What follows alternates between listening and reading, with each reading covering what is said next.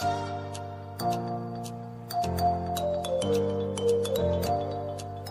are listening to Alex Nanlohi Podcast, to know the Lord and to make Him known.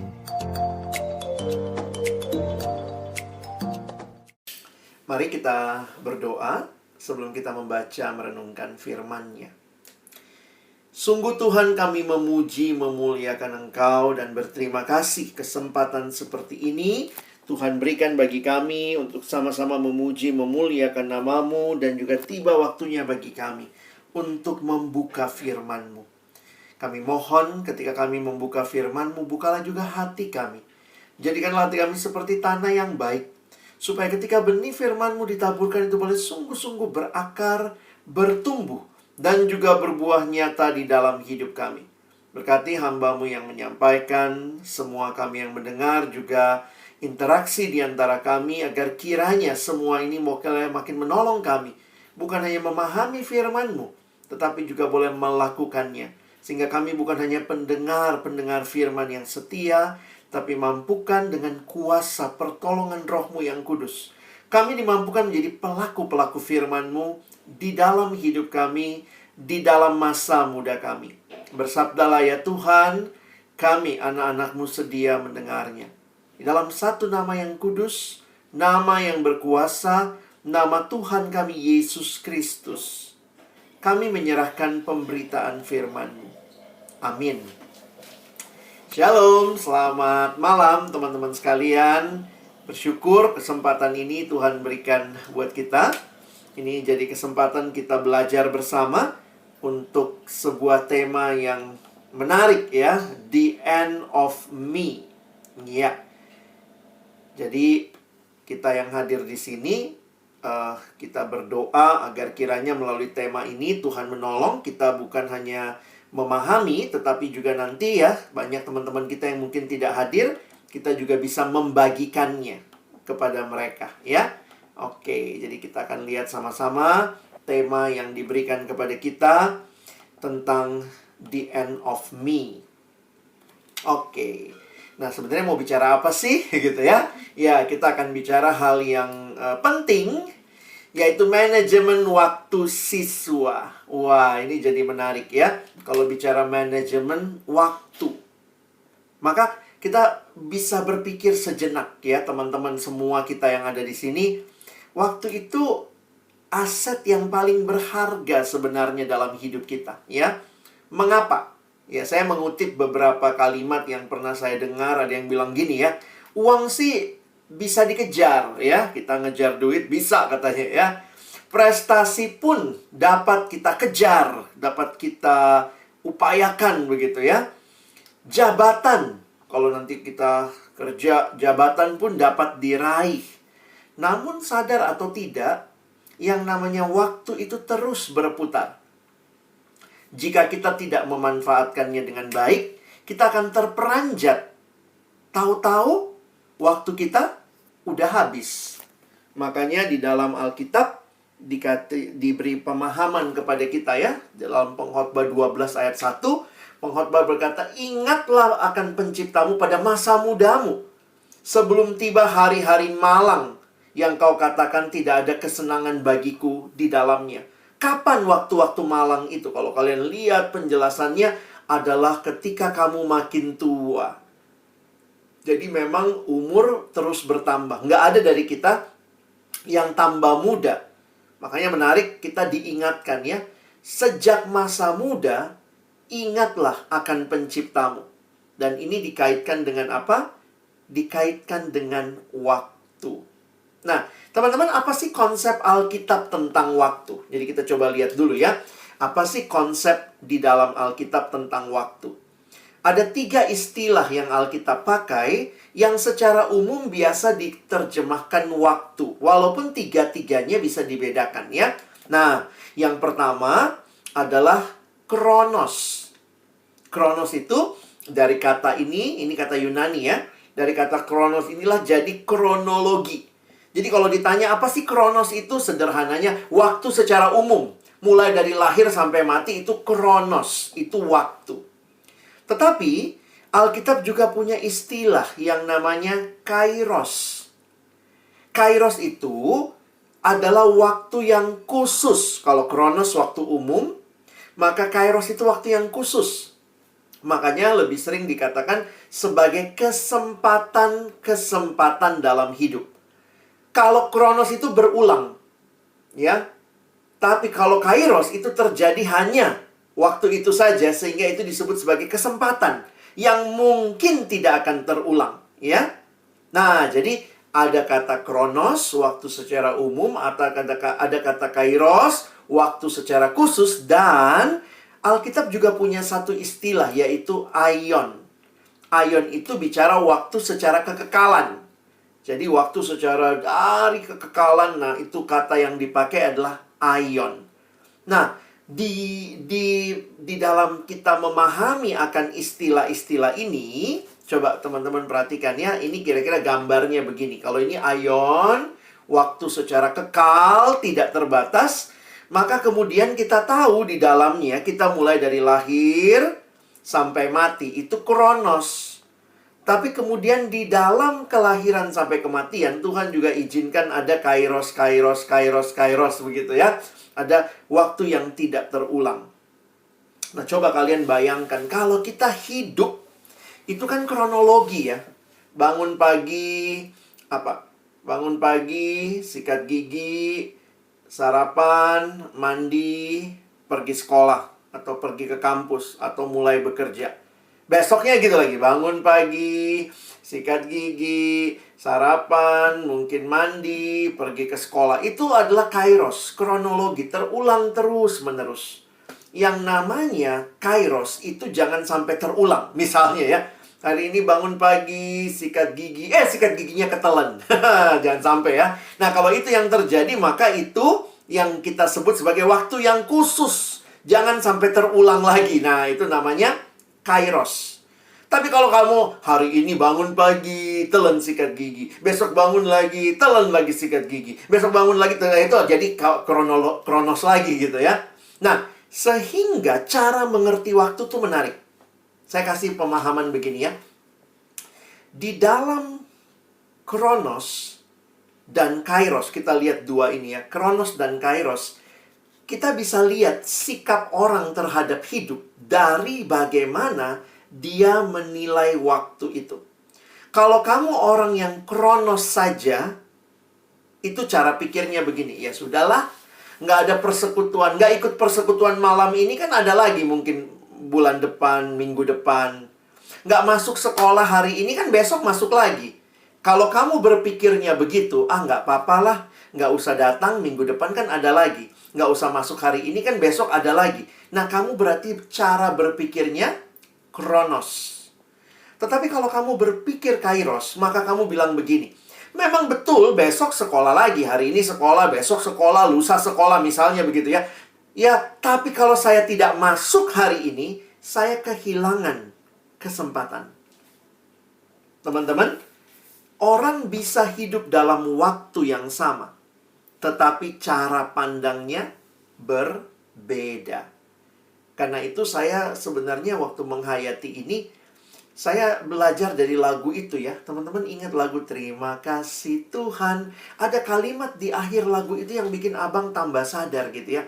Sebab hari ini, apa itu? Tuhan adakan. Syukur bagimu. Hari ini bukan cuma terjadi karena kemarin ada, masa hari ini nggak ada. Tetapi hari ini ada, itu karena Tuhan yang adakan. Orang yang bisa mengerti bahwa ini kesempatan yang Tuhan berikan. Mana tahu, maaf ya, mana tahu hari ini sekolah terakhirmu, besok udah nggak sekolah lagi karena kamu udah mati, misalnya gitu ya.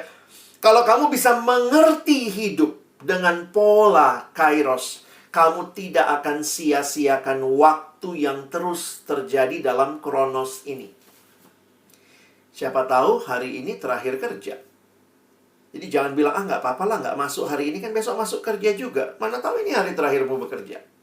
Nah, cara pikir terhadap waktu ini penting sebelum kita bicara manajemen waktu. Ya, jadi dalam Alkitab kalau kita perhatikan menarik sekali ya. Kalau saya ingin ingatkan teman-teman ada ayat lagi nih. Ya, kita coba lihat Efesus pasal 5, Abang ajak baca ayat 15 dan 16. Karena itu, perhatikanlah dengan seksama bagaimana kamu hidup. Kalau kalian baca Efesus pasal 4, itu judulnya manusia baru. Efesus 4 ayat 17. Setelah seseorang menjadi manusia baru di dalam Kristus, hidup baru di dalam Kristus, lalu karena kata karena itu terkait dengan bagian sebelumnya. Jadi kalian bayangkan gini ya, waktu Paulus surati jemaat Efesus, Paulus bilang, kamu tuh manusia baru. Karena itu, karena kamu manusia baru, perhatikanlah dengan seksama bagaimana kamu hidup. Janganlah seperti orang bebal, tetapi seperti orang arif. Dan pergunakanlah waktu yang ada karena hari-hari ini adalah jahat. Teman-teman tahu, kata waktu yang dipakai dalam bahasa aslinya di sini apa? Lihat bawahnya ya. Yang dipakai ternyata bukan kronos, tetapi pergunakanlah kairos yang ada. Makanya bahasa Inggris menerjemahkan making the most of every opportunity. Rebut setiap kesempatan yang ada. Meskipun hidupmu kayaknya membosankan. Anak sekarang kan anak remaja gitu. Aduh kak, bosen. Aduh masa itu lagi. Masa sekolah lagi. Online lagi gitu ya. Tetapi kalau kamu punya cara pandang yang benar. Kamu tahu hari ini Tuhan yang kasih. Hari ini Tuhan yang adakan. Makanya saya mau menggunakan dengan maksimal. Istilah yang dipakai, making the most of every opportunity. Ya. Kalau Indonesia menerjemahkannya cuma mempergunakan. Kalian tahu bahasa aslinya? Bahasa aslinya pakai istilah tebus. Waktu itu ditebus. Jadi makanya Alkitab berbahasa Inggris menggunakan istilah making the most of every opportunity. Bahasa gaulnya, rebut setiap kesempatan yang ada. Karena mungkin ini tidak akan terulang. Jadi kalau besok saat teduh, bangun. Jangan bilang, aduh besok saat teduh, nanti lusa saat teduh, nanti minggu depan saat teduh. Ya udahlah, nggak saat teduh sekali, nggak apa-apa. Jangan-jangan ini saat teduh terakhirmu. Ya. Ayo, pakai kesempatan. Tuhan mau bicara apa kepada saya?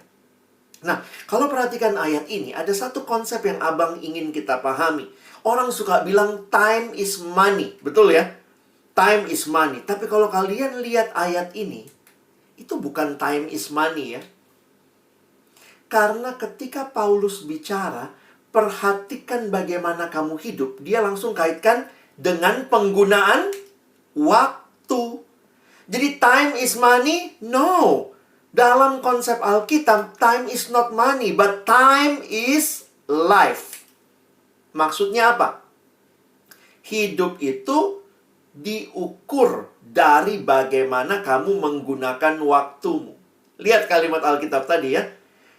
Karena itu, perhatikanlah dengan seksama bagaimana kamu hidup. Loh, bagaimana kamu hidup? Langsung Paulus bilang, itu dinilai dari caramu menggunakan waktu. Kamu orang yang merebut setiap kesempatan, waktu yang Tuhan kasih atau tidak. Karena itu perhatikan kalimat ini sebagai kesimpulan. Time is not money, but time is life. Orang akan menilai hidupmu, hidupku, hidup kita dari bagaimana kita menggunakan waktu kita. Nah, orang ya ini secara sederhana ya, misalnya kamu disebut apa, itu sebenarnya tergantung waktu yang kamu pakai. Hari ini males, besok males, semua waktu dipakai malas-malasan, maka kamu disebut pemalas. Kenapa kok aku disebut pemalas? Habis semua waktumu cuma buat malas. Hari ini nongkrong 10 jam, besok nongkrong 15 jam, lusa nongkrong lagi 20 jam. Maka orang bilang kamu anak nongkrong. Kenapa? Orang menilai hidupmu dari waktu dia lihat, dia pakai ngapain sih waktunya? Teman-teman, abang makin sadar ini waktu hitung-hitungan matematika ya. Ini anak SMA atau TPS ya, kita bisa lah ya membimbing adik-adik kita menyadari waktu ini dengan matematika. Coba bayangkan, ya, coba bayangkan. Ada nggak yang sudah umur 24? Adalah pasti ya, abang-abangnya di sini, kakaknya udah ada yang 24 lebih ya. 24 lewat begitu. Tetapi anggaplah, bayangkan kamu mencapai umur 24 tahun. Maka kamu bayangkan kalau kamu usia 24 tahun, lalu kalau satu hari kamu tidur 8 jam, maka selama 24 tahun kamu sudah tidur 8 tahun. Kaget nggak tuh ya? Saya kaget ya waktu lihat data ini ya. Kalau kamu makannya 1 jam per hari, maka mencapai umur 24, kamu ulang tahun, kamu sudah makan 1 tahun. Mandi 1 jam, umur 24, 1 tahun. Nonton 2 jam sehari. Sekarang mesti tambah ya. Belum lagi nonton ini, nonton itu. 2 jam sehari, 2 tahun. Kalau kau sisiran setengah jam sehari, udah setengah tahun. Bener-bener ya, waktu itu tuh kayak gimana ya? Coba teman-teman bayangkan. Mungkin kamu bilang, tapi kan masa dia tidur terus bang? Ya nggak juga sih. Tapi ini kan hitung-hitungan matematika ya. Kalau orang umur 24, satu hari tidur 8 jam, maka dia sudah tidur 8 tahun. Berarti meleknya, matanya terbuka berapa tahun? Cuma 16 tahun ya. Jadi bayangkan, waktu umur 24, tidur sehari 8 jam, berarti sudah tidur 8 tahun. Berarti buka matanya selama 16 tahun. Terus kurangin, makan 1 tahun. Berarti tinggal 15. Mandi 1 tahun. Kurang lagi 14. Kadang-kadang kalau dipikir-pikir, hidup tuh apa sih? Gitu ya. Hidup itu bagaimana kita menggunakan waktu memang. Makanya menarik begini. Di dalam ilmu manajemen, sebenarnya nggak ada manajemen waktu. Ya, saya juga waktu baca literatur gitu, nggak ada manajemen waktu. Kenapa? Karena dia bilangnya begini, sebenarnya sesuatu yang di-manage itu kalau sesuatu itu berbeda secara quantity. Nah, coba abang kasih contoh begini ya. Kalau kita bilang mengelola uang, memanajemen uang, itu benar. Kenapa? Karena uang itu yang saya dapat mungkin sama yang tadi siapa? Fromas dapat ya beda mungkin ya. Yang saya punya dengan yang Bang Ardi punya beda mungkin ya. Tetapi kalau waktu, ada nggak yang punya beda? Siapa yang bilang, aduh bang, saya dapat 25 jam sehari. Aduh, saya bang, dapatnya 23 jam sehari. Enggak. Mau kamu tua, muda, miskin, kaya, laki, perempuan, anak SMA, TPS, orang kerja, alumni. Semua kita dapat waktu yang sama. Makanya jangan di-manage waktunya. Waktu tuh nggak bisa di-manage, orang dapatnya sama kok. Beda sama uang ya. Kalau kamu dapatnya sedikit ya hemat-hemat lah makanmu gitu kali ya. Tapi kalau kau dapatnya banyak bisa makan enak lah mungkin gitu ya. Tetapi waktu itu semua dapat waktu yang sama. Makanya yang di-manage bukan waktunya, tetapi diri yang menggunakan waktu itu. Makanya ada kalimat, saya tetap pakai kata manajemen waktu ya, abang nggak masalah dengan istilah itu. Tapi pengertiannya adalah time management is actually life management. Mengatur waktu itu bicara soal mengatur hidup. Kamu harus atur hidupmu dalam relasi dengan waktu yang tidak berubah. Waktu nggak berubah, setiap orang dapat 24 jam. Memang kita suka komplain, aduh bang kurang waktu, kurang tidur, kenapa nggak ada waktu, mesti bangun pagi, kurang waktu. Ya, untuk yang sedang sibuk memang selalu berasa kurang waktu. Tetapi yang lagi libur, lagi santai, aduh, lama banget sih hari Senin misalnya gitu ya. Aduh, udah malas. Jadi memang menarik nih. Karena itu yang harus kita atur diri kita dalam relasi dengan waktu. Nah, karena itu gimana konsep Kristen? Konsep Kristen kan semua hidup bagi kemuliaan Tuhan. Jadi kalau kita menggambarkan hidup kita, dan di pusat hidup kita itu ada Kristus, semuanya untuk kemuliaan Tuhan, maka seharusnya setiap hal, mau itu studi, mau itu keluarga, mau itu pertemanan, mau itu pelayanan, mau itu rekreasi, olahraga, ibadah, lain-lain, itu semua harusnya berpusat pada Kristus. Nah, disinilah kita atur hidup kita ya. Bayangkan kalau hidupmu semua cuma main. Ya nggak juga lah ya, masa itu jadi berarti kamu tukang main. Tapi semua studi aja, nggak begitu juga hidup ya. Tuhan kasih rekreasi loh. Jangan kamu bilang rekreasi itu nggak benar. Oh, itu dari Tuhan. Dari kata recreation. Mencipta ulang. Jadi kalau kamu rekreasi, Tuhan menciptakan ulang kamu. Kayak di restart gitu ya. Jadi mesti punya waktu rekreasi. Mesti punya waktu santai ya. Rekreasi kan nggak selamanya pergi kemana ya. Ada waktu olahraga, waktu ibadah. Jadi seluruh aspek hidup harus bagi kemuliaan Tuhan. Time management adalah life management.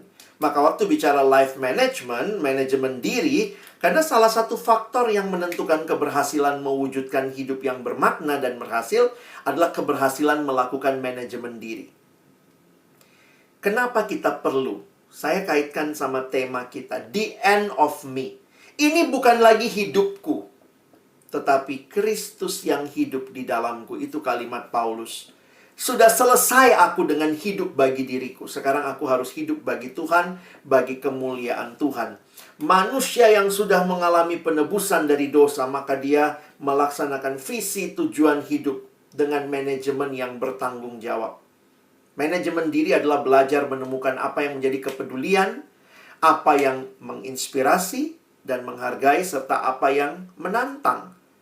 Seorang tokoh bilang manajemen diri adalah proses memaksimalkan pemanfaatan waktu dan talenta. Ya, kalau kita mau tambahkan talenta. Walaupun talenta itu buat saya juga balik ya. Setiap orang nggak ada yang talentanya sama. Yang sama tuh cuma waktu lah, kira-kira gitu ya.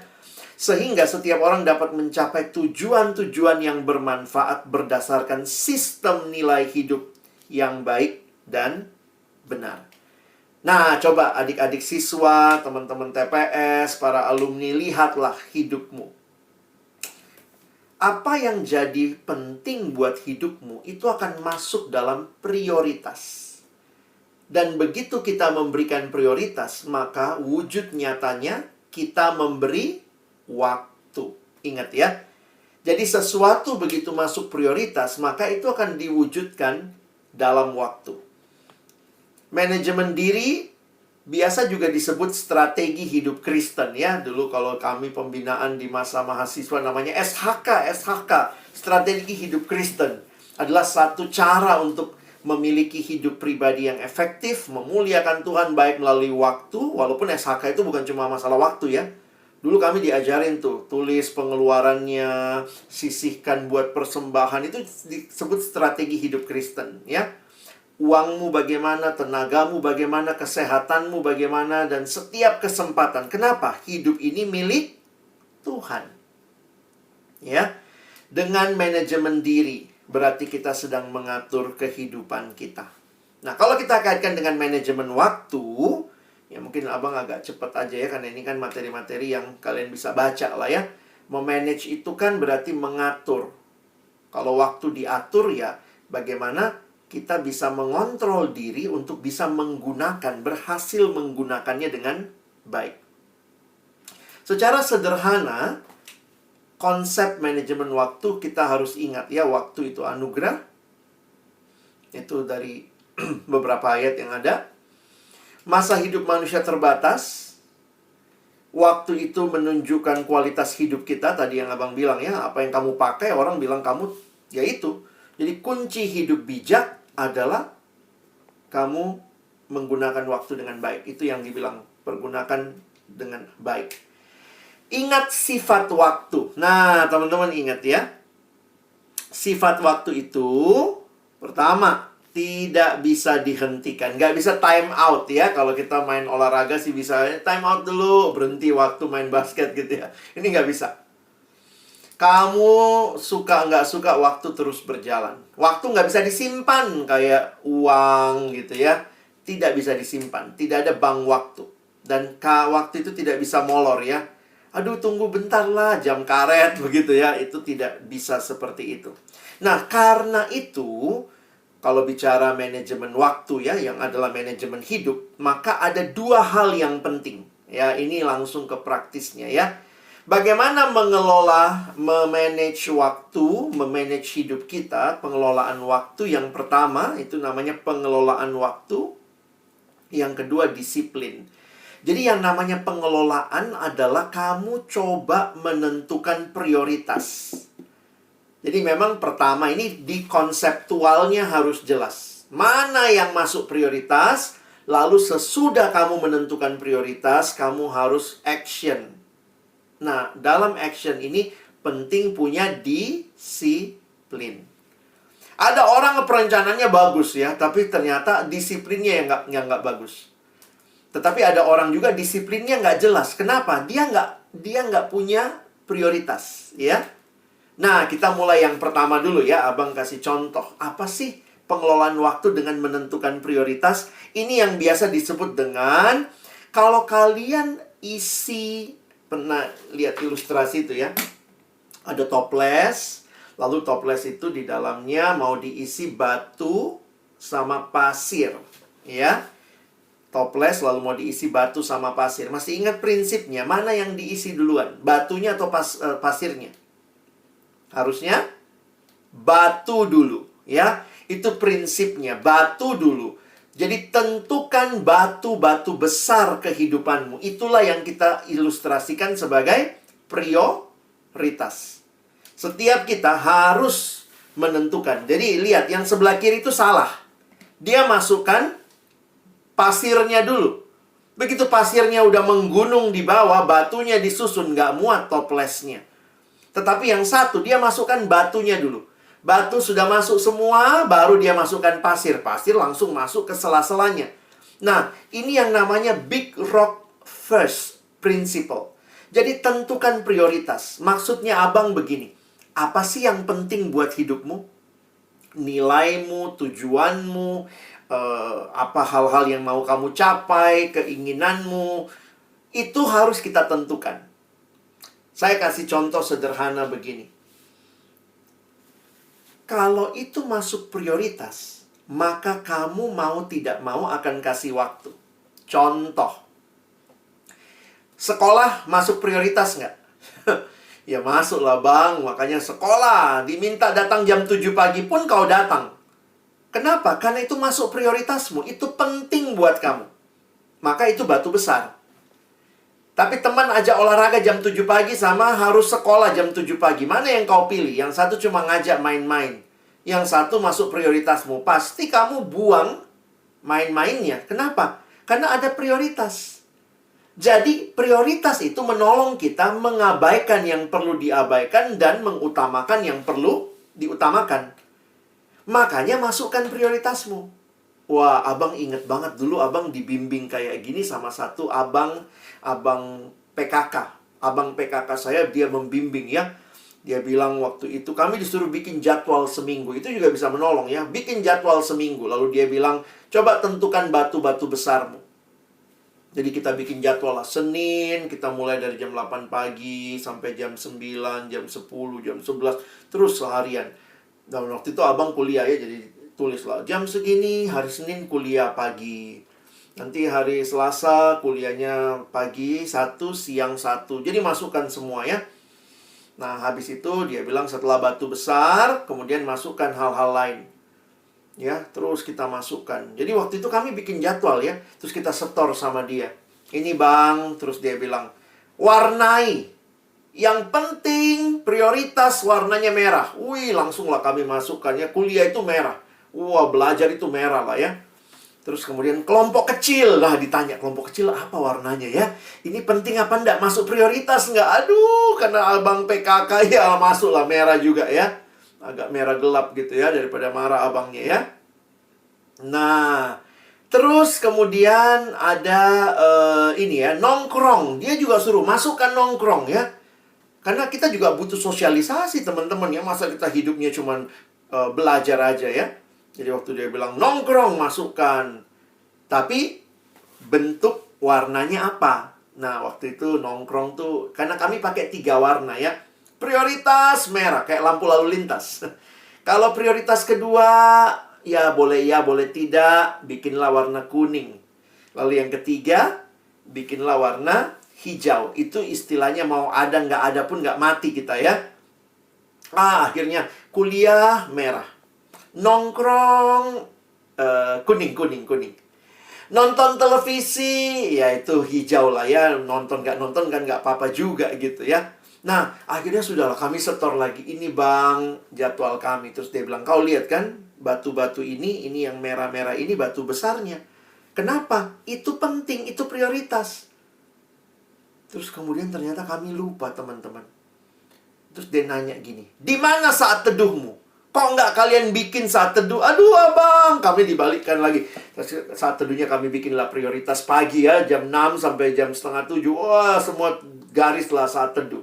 Kami kasih lagi, ini bang. Terus dia bilang, apa warnanya? Wih, dia mau tanya sama kami, warnanya apa? Ya udahlah, kita merahin lah ya.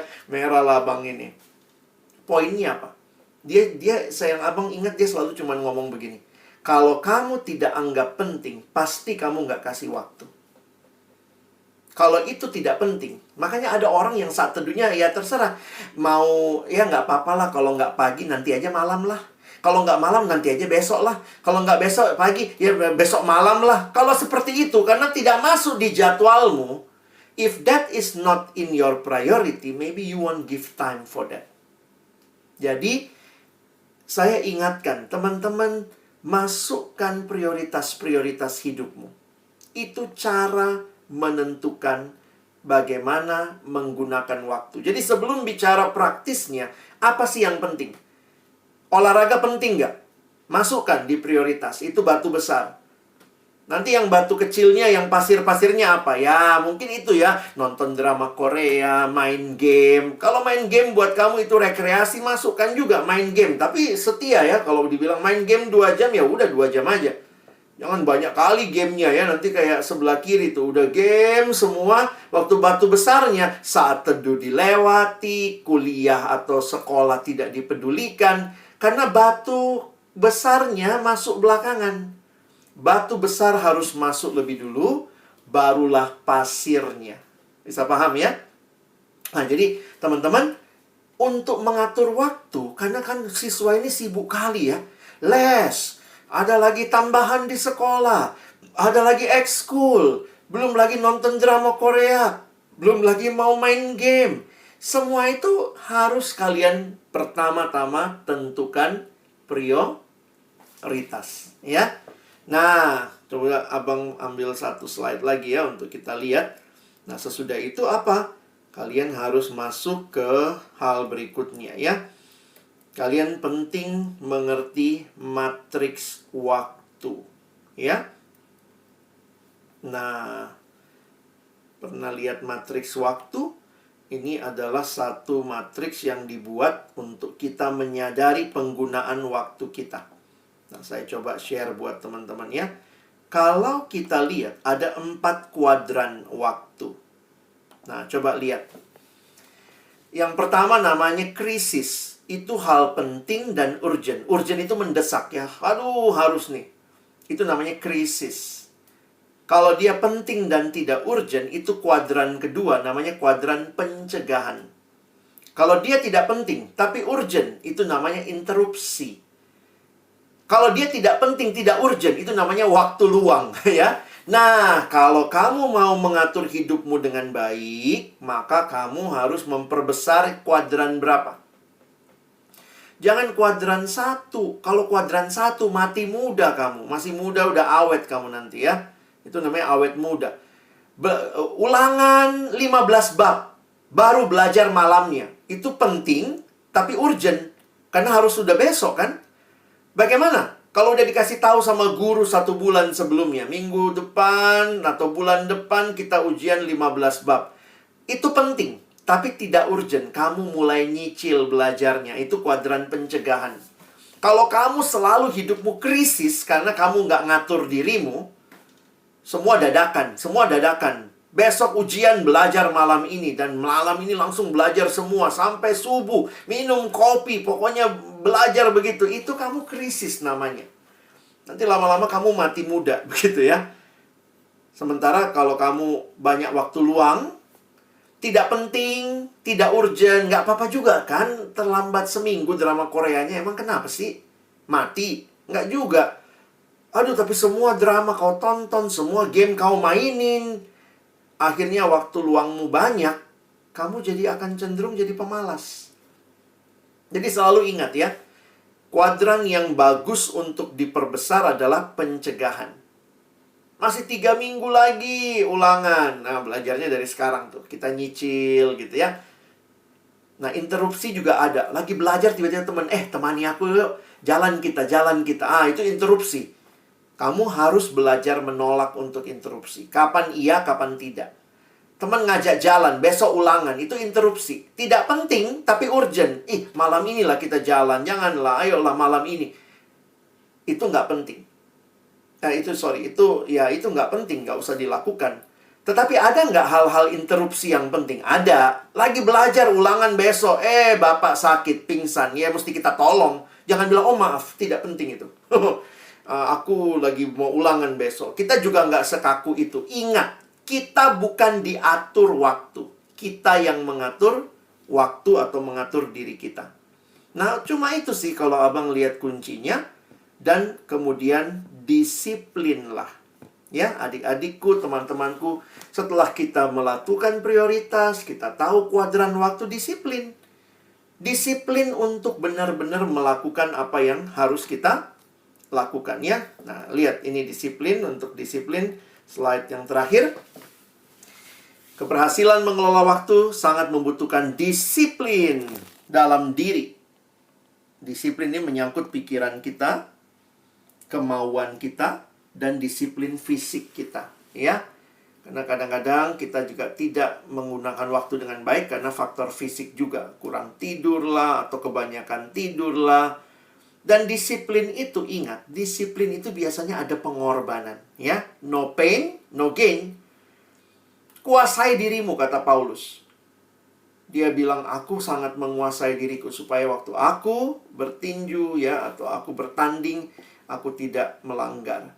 Nah, bagi saya, banyak orang sudah bikin prioritas, tapi tidak disiplin.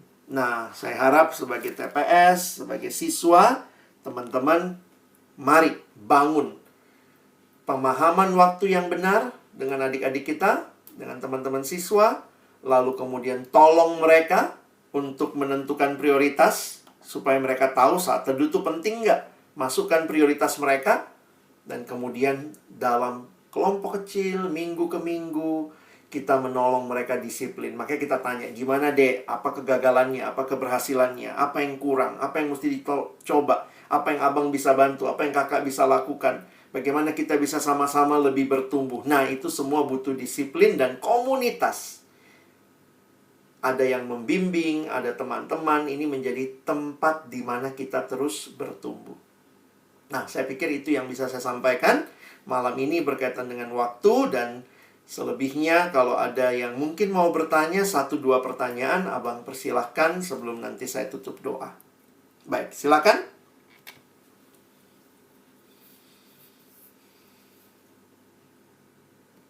Dan mari teman-teman kita jadi orang-orang yang bertanggung jawab dengan waktu yang Tuhan kasih, sehingga kita benar-benar bisa menentukan prioritas. Dan jangan lupa ya, di dalam prioritas kita jangan cuma masuk rekreasi, olahraga, studi, kerja, tapi nggak masuk relasi dengan Tuhan ya. Itu mesti prioritas juga. Nah, waktu itu masuk, maka kita akan beri waktu. Mari berdoa. Tuhan, terima kasih banyak buat firman-Mu, buat setiap pemahaman yang boleh kami terima malam hari ini.